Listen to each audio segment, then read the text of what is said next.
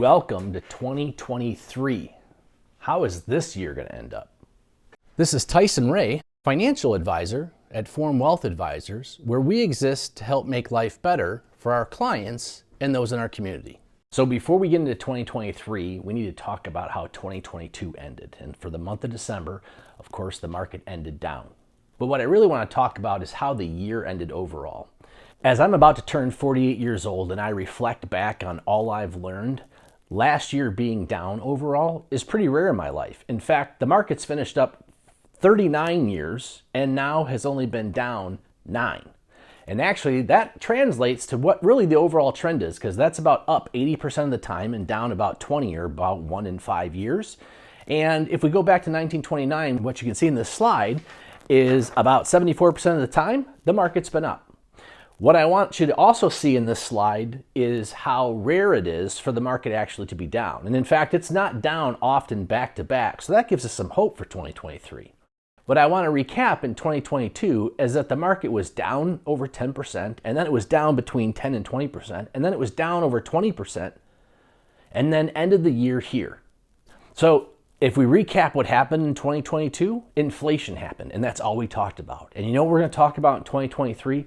The recession, of whether it's going to come or it's already been announced or it's coming. But what I want to tell you is that, again, looking back on history, it is pretty rare that we have back-to-back negative years. So I expect if the market hasn't already bottomed, it's going to bottom somewhere here in 2023. And so what does that mean to you? It means that if you don't have the cash reserves that you need, this is not the time to sell or use your investments to fund some things. So maybe you need to go without, right? Sometimes we have to be patient and wait. And as more people have to do that, guess what happens? That starts fixing the inflation problem. That's what causes these markets to bottom and turn. For some of you that have these cash reserves, continue to enjoy what you plan for 2023 and into the future. For those of you that are still working, again, all this volatility that we've seen in 2022 and maybe in 2023 is opportunities for this power of dollar cost averaging. And so keep the discipline of adding to these investments because it's going to serve you well going forward. But what I've learned in 48 years of watching these markets and trying to help our clients is that one day, 1 quarter, 1 month, and even 1 year doesn't build a successful portfolio or a successful investment strategy. It's planning it for the rest of your life.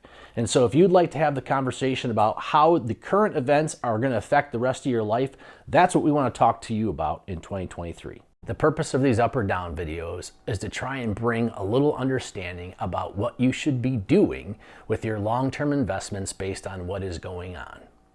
And so this is Tyson Ray, financial advisor at Form Wealth Advisors, where we exist to help make life better for our clients and those in our community.